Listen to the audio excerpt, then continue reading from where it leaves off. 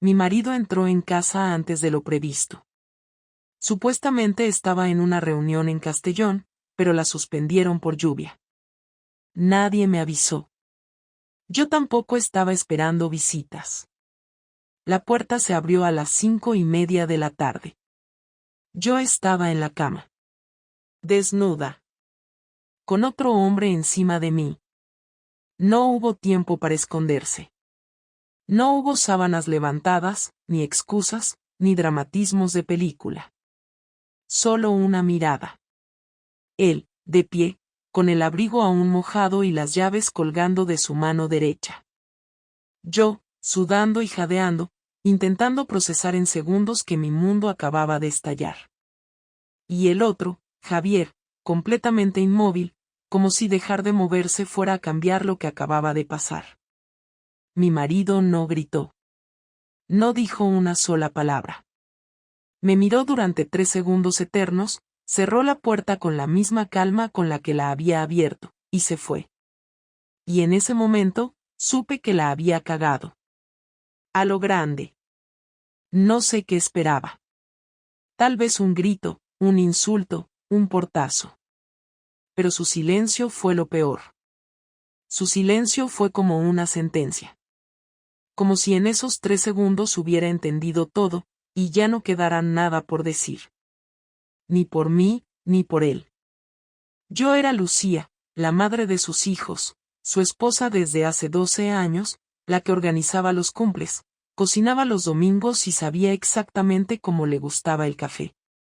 Y sin embargo, en ese momento, lo único que me convertía en algo para él era una traición. ¿Por qué lo hice? Es complicado. O quizá no tanto. Y sí, ahora te lo voy a contar todo. No supe nada de Marcos durante las siguientes 48 horas. Ni un mensaje, ni una llamada, ni un maldito reproche. Se largó de casa sin hacer ruido, y desapareció. La noche de ese mismo día dormí en casa de Javier, aunque dormir es una forma de decirlo. No concilié el sueño ni un segundo. Él intentaba decirme que tarde o temprano pasaría, que lo nuestro era inevitable, que ya estaba hecho y que ahora solo quedaba ver cómo gestionarlo. Yo no contestaba. Me vestí en silencio, recogí mis cosas, y me fui antes de que amaneciera. A casa no volví. Me pasé todo el sábado en el coche, dando vueltas sin rumbo por las afueras, parando a llorar en parkings vacíos y fumando como si tuviera 18 años y acabara de romper con mi primer novio. El domingo por la mañana, Claudia me llamó desde el móvil de su padre.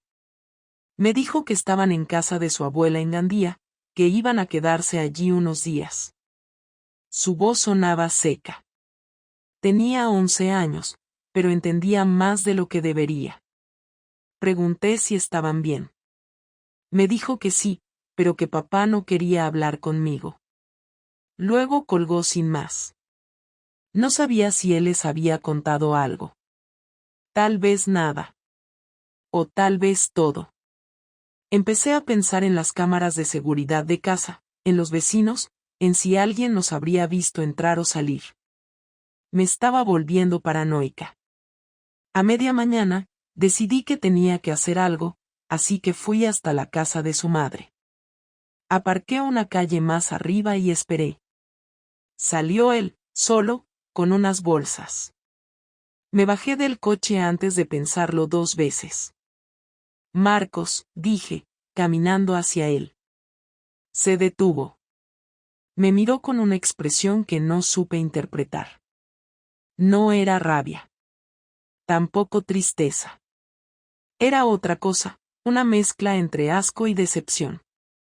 Y lo peor de todo, indiferencia. ¿Qué haces aquí? Necesito hablar contigo. Ahora. Se rió, pero sin humor. Después de lo que hiciste, ¿vienes a pedirme conversación? No tienes que gritar, le dije, mirando hacia los lados. No quiero que los niños. Tranquila, no están. Y no estoy gritando, Lucía.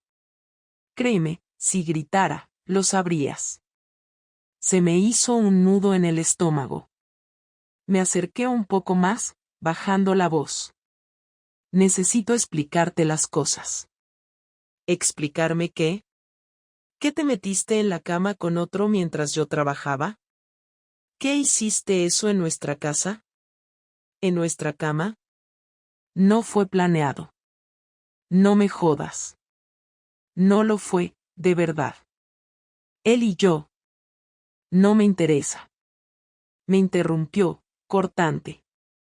No me importa quién es, ni desde cuándo, ni si te hizo sentir viva, especial o cualquier mierda de esas que os decís entre vosotros. No me interesa tu versión. Lo único que quiero saber es si vas a hablar con los niños o si quieres que lo haga yo. No sabía qué responder. Me sentí como una adolescente pillada en plena mentira. Quise decirle que no sabía cómo explicarlo, que estaba confundida, que no era tan simple, pero todo eso me sonó a excusa barata incluso antes de decirlo. No podía pedirle que me entendiera. No tenía derecho. No después de lo que había hecho. Lo siento, susurré. No sirve de nada. Ahora no. Me miró unos segundos más y se dio la vuelta. No me insultó, no lloró, no me suplicó, no me escupió en la cara. Solo se fue. Y eso fue peor que cualquier otra reacción que hubiera podido tener. Volví al coche, temblando. Durante años, había imaginado cómo sería una discusión seria entre nosotros. Pensaba que en caso de crisis habría gritos, lágrimas, reproches. Nunca imaginé que fuera el silencio lo que más doliera. Porque ese silencio era real. Era un punto y final. Esa noche me quedé en casa de mi hermana. No le conté todo. Solo dije que Marcos y yo habíamos tenido. Mi marido entró en casa antes de lo previsto. Supuestamente estaba en una reunión en Castellón, pero la suspendieron por lluvia. Nadie me avisó. Yo tampoco estaba esperando visitas. La puerta se abrió a las 5:30 de la tarde. Yo estaba en la cama. Desnuda. Con otro hombre encima de mí. No hubo tiempo para esconderse. No hubo sábanas levantadas, ni excusas, ni dramatismos de película. Solo una mirada. Él, de pie, con el abrigo aún mojado y las llaves colgando de su mano derecha. Yo, sudando y jadeando, intentando procesar en segundos que mi mundo acababa de estallar. Y el otro, Javier, completamente inmóvil, como si dejar de moverse fuera a cambiar lo que acababa de pasar. Mi marido no gritó. No dijo una sola palabra. Me miró durante 3 segundos eternos, cerró la puerta con la misma calma con la que la había abierto, y se fue. Y en ese momento, supe que la había cagado. A lo grande. No sé qué esperaba. Tal vez un grito, un insulto, un portazo. Pero su silencio fue lo peor. Su silencio fue como una sentencia. Como si en esos 3 segundos hubiera entendido todo, y ya no quedara nada por decir. Ni por mí, ni por él. Yo era Lucía, la madre de sus hijos, su esposa desde hace 12 años, la que organizaba los cumples, cocinaba los domingos y sabía exactamente cómo le gustaba el café. Y sin embargo, en ese momento, lo único que me convertía en algo para él era una traición. ¿Por qué lo hice? Es complicado. O quizá no tanto. Y sí, ahora te lo voy a contar todo. No supe nada de Marcos durante las siguientes 48 horas. Ni un mensaje, ni una llamada, ni un maldito reproche. Se largó de casa sin hacer ruido, y desapareció. La noche de ese mismo día dormí en casa de Javier, aunque dormir es una forma de decirlo. No concilié el sueño ni un segundo. Él intentaba decirme que tarde o temprano pasaría, que lo nuestro era inevitable, que ya estaba hecho y que ahora solo quedaba ver cómo gestionarlo. Yo no contestaba. Me vestí en silencio, recogí mis cosas, y me fui antes de que amaneciera. A casa no volví. Me pasé todo el sábado en el coche, dando vueltas sin rumbo por las afueras, parando a llorar en parkings vacíos y fumando como si tuviera 18 años y acabara de romper con mi primer novio. El domingo por la mañana, Claudia me llamó desde el móvil de su padre.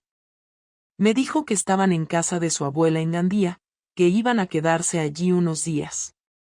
Su voz sonaba seca. Tenía 11 años, pero entendía más de lo que debería. Pregunté si estaban bien. Me dijo que sí, pero que papá no quería hablar conmigo. Luego colgó sin más.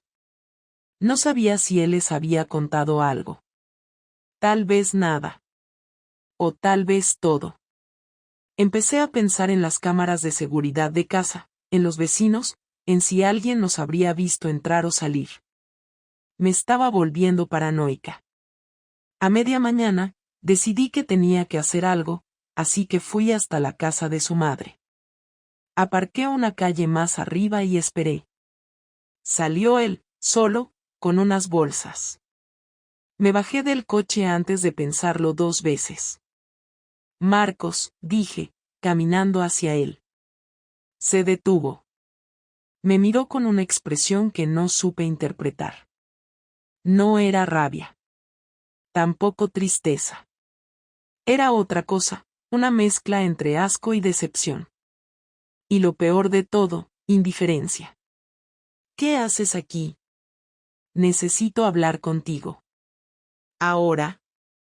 Se rió, pero sin humor. Después de lo que hiciste, ¿vienes a pedirme conversación? No tienes que gritar, le dije, mirando hacia los lados. No quiero que los niños. Tranquila, no están. Y no estoy gritando, Lucía. Créeme, si gritara, lo sabrías. Se me hizo un nudo en el estómago. Me acerqué un poco más, bajando la voz. Necesito explicarte las cosas. ¿Explicarme qué? ¿Qué te metiste en la cama con otro mientras yo trabajaba? ¿Qué hiciste eso en nuestra casa? ¿En nuestra cama? No fue planeado. No me jodas. No lo fue, de verdad. Él y yo. No me interesa. Me interrumpió, cortante. No me importa quién es, ni desde cuándo, ni si te hizo sentir viva, especial o cualquier mierda de esas que os decís entre vosotros. No me interesa tu versión. Lo único que quiero saber es si vas a hablar con los niños o si quieres que lo haga yo. No sabía qué responder. Me sentí como una adolescente pillada en plena mentira. Quise decirle que no sabía cómo explicarlo, que estaba confundida, que no era tan simple, pero todo eso me sonó excusa barata incluso antes de decirlo. No podía pedirle que me entendiera. No tenía derecho. No después de lo que había hecho. Lo siento, susurré. No sirve de nada. Ahora no. Me miró unos segundos más y se dio la vuelta.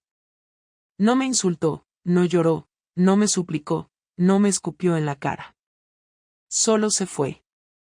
Y eso fue peor que cualquier otra reacción que hubiera podido tener. Volví al coche, temblando. Durante años, había imaginado cómo sería una discusión seria entre nosotros. Pensaba que en caso de crisis habría gritos, lágrimas, reproches. Nunca imaginé que fuera el silencio lo que más doliera. Porque ese silencio era real. Era un punto y final. Esa noche me quedé en casa de mi hermana. No le conté todo. Solo dije que Marcos y yo habíamos tenido una bronca fuerte, y que necesitaba espacio. Ella no preguntó mucho, supongo que porque intuía que la historia era más fea de lo que yo quería admitir. Me dejó una habitación y me dijo que podía quedarme el tiempo que necesitara. No me atreví a mirar el móvil en todo el día. No quería saber si él había escrito. No quería comprobar que no lo había hecho. A las 3 de la madrugada, me despertó una notificación. Era un correo de Marcos. Solo tenía un archivo adjunto, sin texto.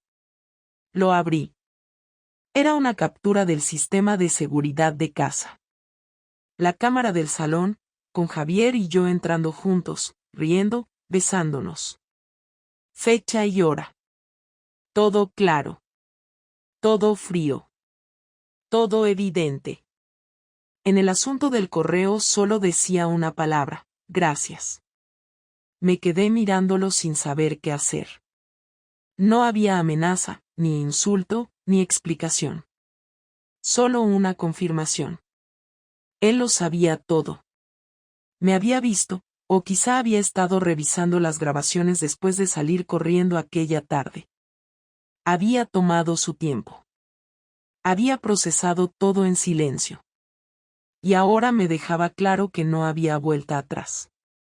No pude dormir el resto de la noche.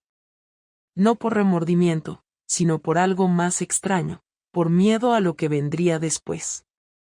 Marcos nunca fue vengativo. Pero ahora, por primera vez, no estaba segura de lo que era capaz de hacer. El jueves por la tarde recibí un mensaje suyo. Nada largo. Me decía que pasara por casa al día siguiente, a las 5, sin los niños, sin nadie. Solo él y yo. Me pasé toda la noche pensando en qué iba a decirle, cómo iba a justificar lo injustificable, qué palabras usar para explicar algo que no tenía defensa posible. No dormí. No comí. Me levanté a las 7, me duché 2 veces, me cambié de ropa 3. Me temblaban las manos. Cuando faltaban 20 minutos para la hora, salí hacia la casa. Aparqué enfrente y me quedé dentro del coche 5 minutos más, mirando el portal como si no supiera si tenía que entrar o salir corriendo. Al final, bajé. El ascensor me pareció más lento que nunca. Cuando llegué, la puerta estaba entreabierta. No toqué el timbre. Solo empujé y entré. Marcos estaba sentado en el sofá, con un café en la mano, como si no pasara nada. Llevaba la misma ropa de siempre, vaqueros y camisa, y ni siquiera se levantó al verme. No me dijo hola. No me miró. Solo señaló con la cabeza hacia la silla del comedor. Me senté sin decir nada. Cerró la puerta con el pie, volvió al sofá y dejó la taza en la mesa. Entonces, habló. Voy a hacer esto una sola vez. No voy a repetir nada. No quiero discutir, ni llorar, ni hablar de sentimientos. Solo quiero que me digas la verdad. Toda. Desde el principio. Sin rodeos. Y cuando acabes, me levantaré, te diré lo que pienso, y después cada uno seguirá con su vida. Tragué saliva. Sabía que no había forma de salir bien parada. Pero también sabía que mentirle otra vez sería el último clavo en el ataúd. Empezó hace unos 2 meses, dije, sin levantar la mirada. Fue después de la cena aquella de compañeros. Estaba allí, y hablamos. Nada pasó esa noche. Solo hablamos. Me escribió unos días después. Me dijo que le había gustado verme. Yo no paraba de pensar en él. Contesté. Empezamos a escribirnos, a quedar para tomar algo. Primero una cerveza, luego cenas. Me sentía, no sé, distinta. Deseada. Escuchada. No lo justifico, solo intento que entiendas el contexto. Él asintió, sin decir nada. No estaba tomando notas, pero la rigidez de su espalda me decía que memorizaba cada palabra. No fue premeditado. No me levanté un día diciendo voy a engañar a mi marido. Sucedió. Me dejé llevar. Me sentía sola contigo, Marcos. Sola durante mucho tiempo. No hablo solo de sexo, aunque eso también. Hablo de todo. De sentirme vista, escuchada, importante. Y cuando él empezó a darme eso, no supe poner límites. Me dejé ir. ¿Te acostaste con él solo esa vez? No. ¿Cuántas veces? 5. ¿En casa? 3 veces aquí, 2 en su piso.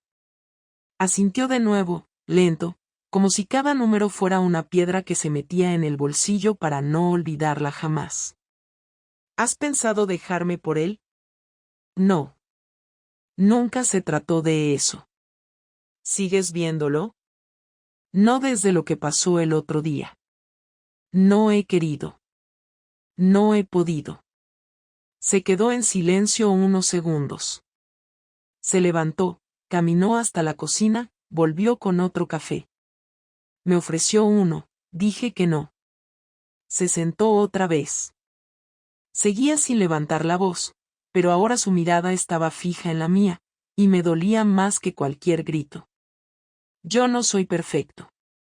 Nunca he sido el tipo de hombre que hace declaraciones, ni que se desvive en gestos románticos. Trabajo muchas horas. Me canso. Llego a casa, ceno, veo un rato la tele, me acuesto. Y sí, puede que haya pasado tiempo sin decirte lo guapa que estabas, sin proponerte un plan, sin buscar excusas para tocarte.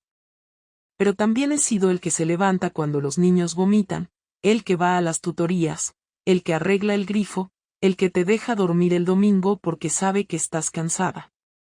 He estado. A mi manera, pero he estado. Y tú has decidido que eso no bastaba. Que te merecías más.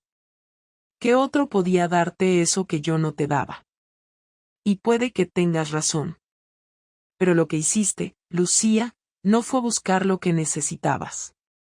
Fue traicionar lo que tenías. Quise decirle que entendía su dolor, que no había querido hacerle daño, que todo se me fue de las manos.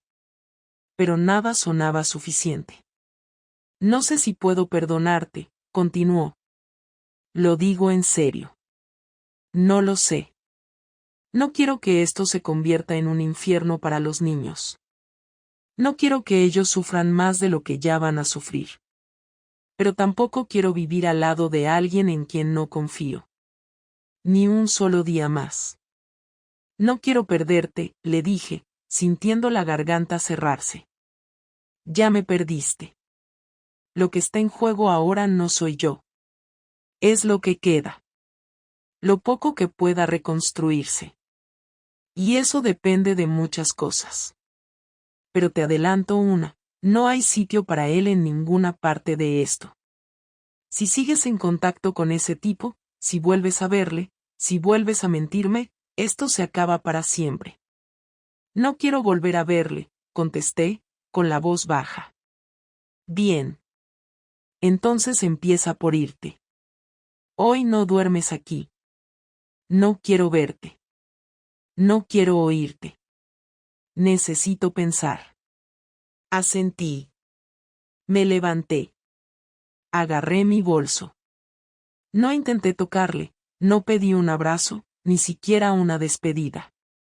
Salí por la misma puerta por la que me había echado, sin gritos, sin insultos, sin llanto.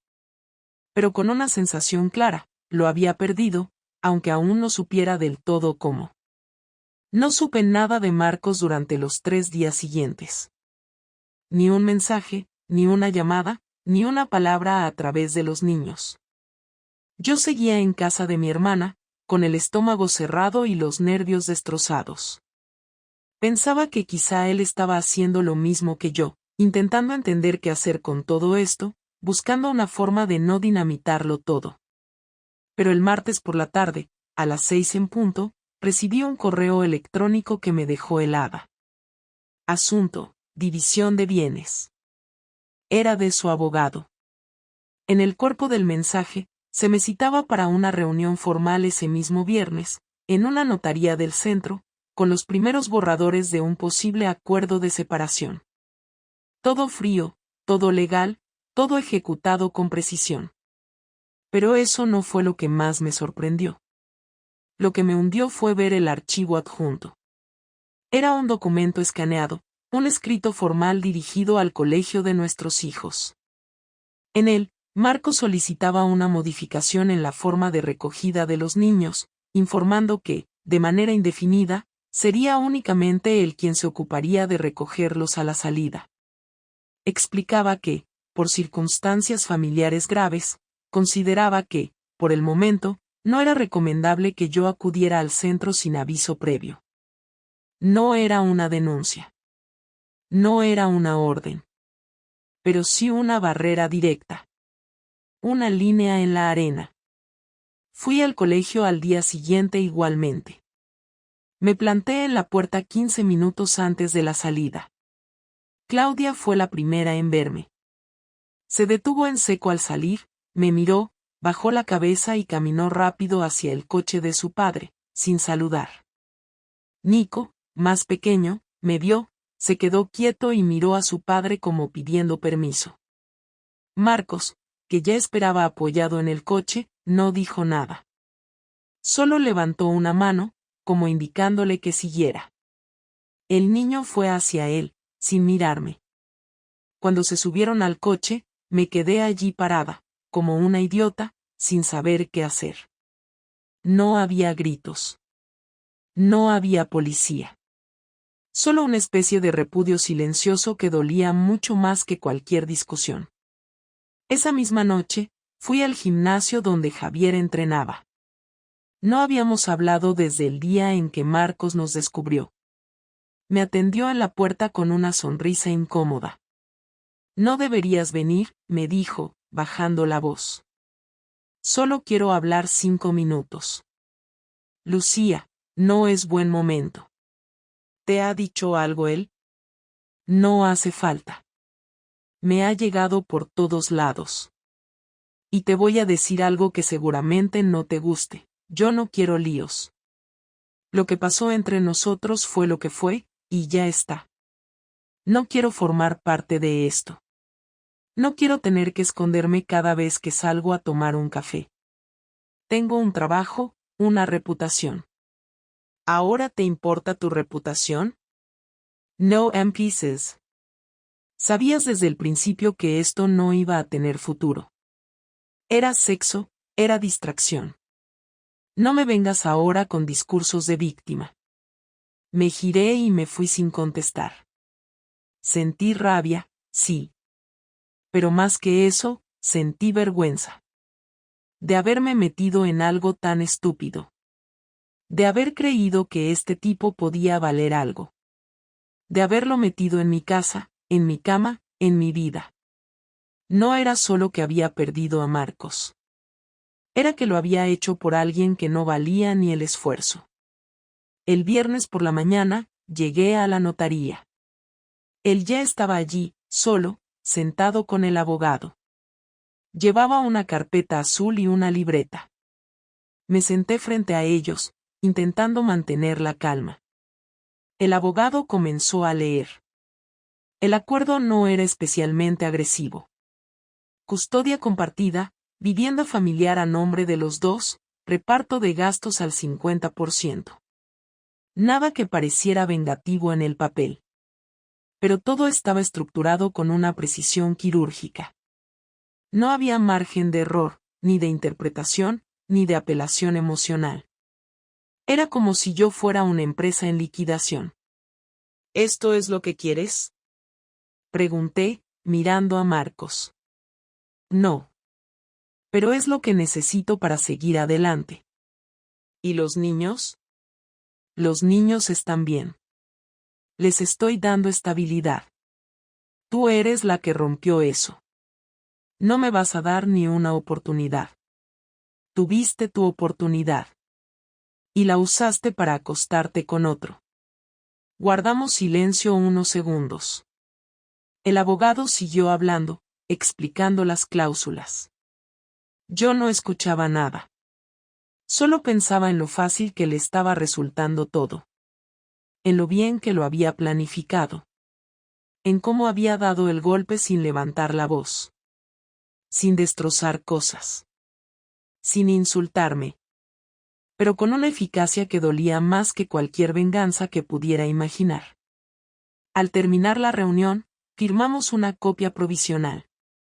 El abogado nos pidió un plazo de 7 días para presentar el acuerdo definitivo. Al salir del edificio, me detuve en la calle, intentando respirar. Marcos se detuvo también, a 2 metros de mí. Lo miré. Por primera vez en días, nuestros ojos se encontraron sin rabia, sin tensión. Solo cansancio. ¿Esto es definitivo? Pregunté. No lo sé. Pero por ahora, sí. ¿Alguna vez vas a poder perdonarme? Algún día, quizá. Pero perdonar no es lo mismo que volver. Y se fue. Y ahí me di cuenta de que ya no estaba vengándose. Estaba simplemente borrándome. Pasó una semana entera sin que cruzáramos palabra. Yo firmé los documentos definitivos y se los entregué a su abogado tal como se había acordado. No hubo objeciones ni cambios. Todo siguió su curso con la misma frialdad burocrática que había caracterizado el proceso desde el principio. Cada noche me iba a dormir sintiendo que algo dentro de mí se apagaba más. Ya no lloraba, ni gritaba, ni preguntaba por qué. Simplemente me levantaba, trabajaba, comía poco, dormía mal y esperaba no encontrarme con él ni con los niños. Pero el miércoles por la tarde, Marcos me escribió. No fue un mensaje agresivo ni emocional. Solo me pidió que nos viéramos. Me dijo que los niños estarían en casa de su madre, que necesitaba hablar conmigo a solas antes de cerrar del todo esta historia. Respondí que sí, sin pensarlo demasiado, como si hubiera estado esperando esa cita desde el primer momento en que todo explotó. Fui a casa a las 8 en punto. Cuando abrí la puerta, el salón estaba como siempre, pero más vacío. Había cosas que ya no estaban, sus libros, su guitarra, el perchero de la entrada. Eran detalles mínimos, pero suficientes para notar que él ya había empezado a sacar su vida de allí. Estaba en la cocina, sirviendo 2 cafés. Me miró al entrar, no sonrió, no dijo nada amable, pero me ofreció una taza. Acepté. Nos sentamos frente a frente en la mesa. Durante unos segundos no se oyó nada. Solo el sonido de la cucharilla golpeando el borde de la taza. Gracias por venir, dijo, sin mirarme directamente. No sabía si querías verme para hablar o para cerrar todo. Un poco de las 2 cosas.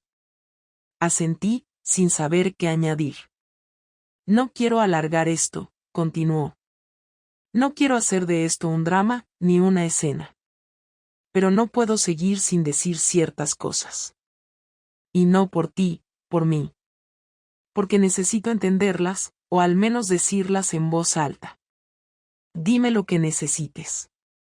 He estado pensando mucho en lo que pasó, en lo que falló, en cómo llegamos hasta aquí. Al principio, pensé que todo era culpa tuya. Que tú lo rompiste todo.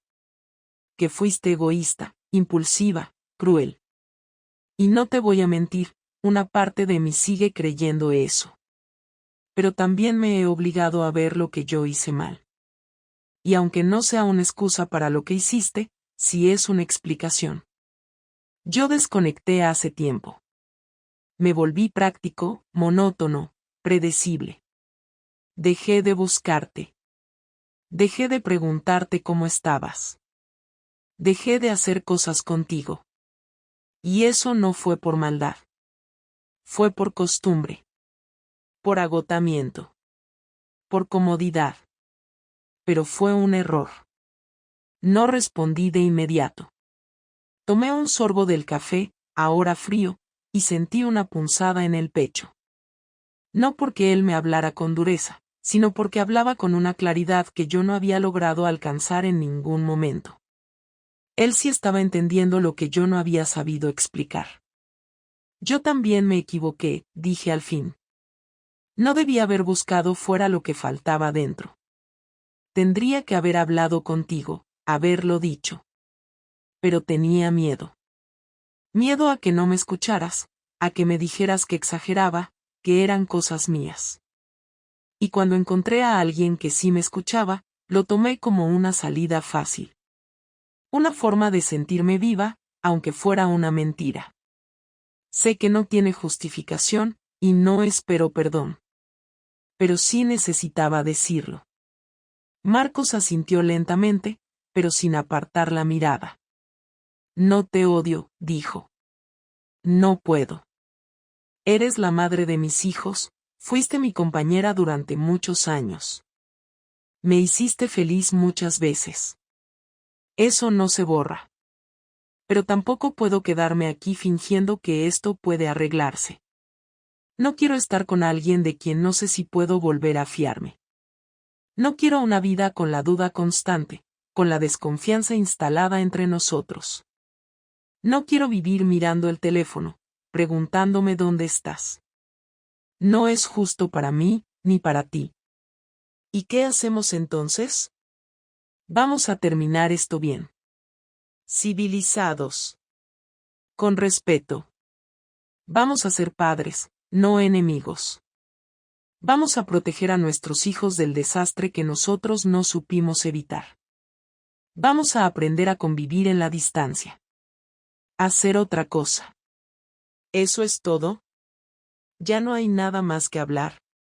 Claro que hay más. Pero nada que cambie lo que ya hemos decidido. Nos quedamos en silencio unos minutos más. No hubo lágrimas, ni gritos, ni reproches finales. Solo esa sensación de que algo estaba terminando, pero sin necesidad de destruirlo por completo. Me levanté, dejé la taza en el fregadero, agarré el bolso y caminé hacia la puerta. ¿Quieres que te diga algo sincero? Pregunté antes de salir. Dímelo. A pesar de todo, me duele que no me hayas gritado. Que no hayas explotado. Que no hayas peleado por mí, aunque fuera para echarme. Me duele este silencio, este orden, esta paz. Yo también habría preferido gritar. Pero no me salió. Abrí la puerta, lo miré una vez más, y salí.